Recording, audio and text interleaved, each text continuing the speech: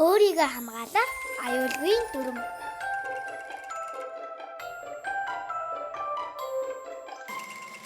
Өнөөдөр амар бэлгүүн хоёр айл гэр болж тоглосон юм.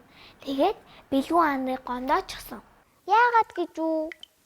Нэг ийм явц болсон юм л да.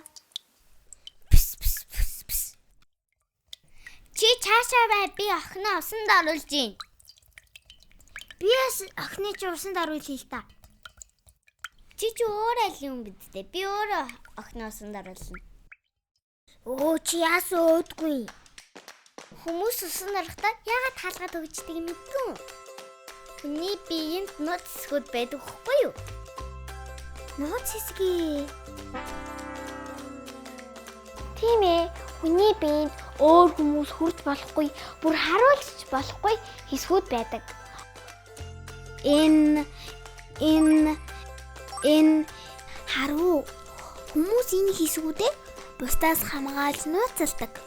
Хамгаална. Тийм ээ. Бидний бие нууц хэсгэнд хүрэх юм бол